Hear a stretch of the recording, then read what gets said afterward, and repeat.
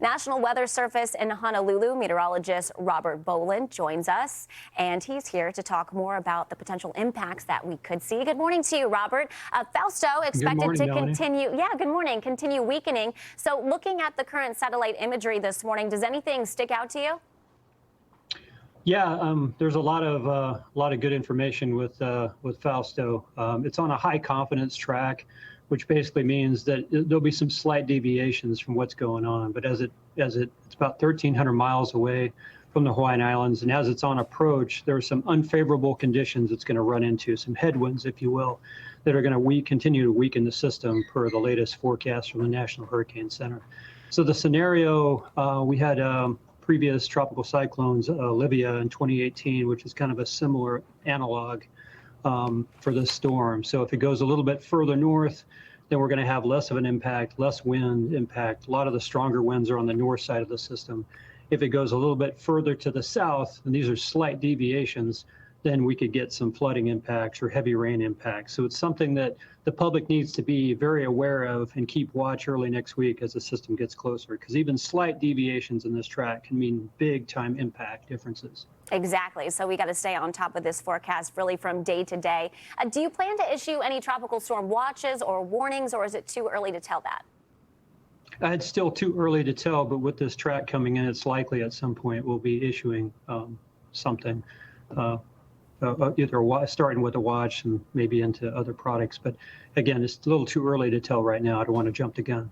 Oh, exactly. I completely understand that. So you mentioned more of a southern track. So the southern edge of that cone, obviously you can see up there on the screen, takes it closer to the Hawaiian Islands, could mean some bigger impacts in terms of heavy rain, gusty wind. What do you see and what does the office see as a worst case scenario here?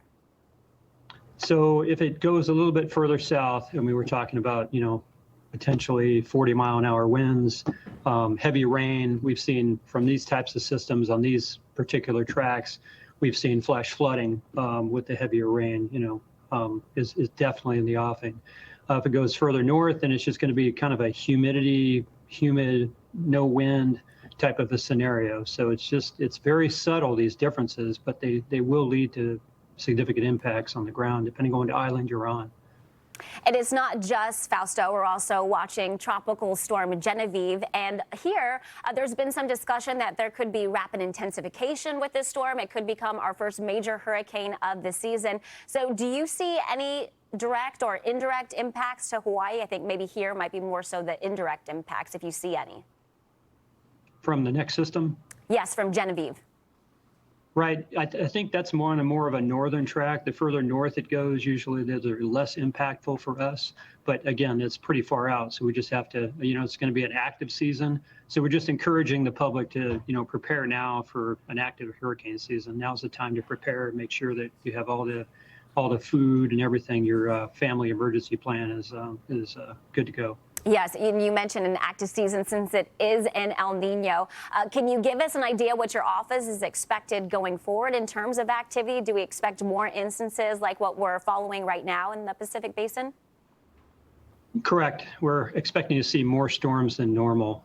We did put out, I think, initially quite a large range in terms of what to expect from my perspective, but it's definitely going to be above normal with the warmer sea surface temperatures.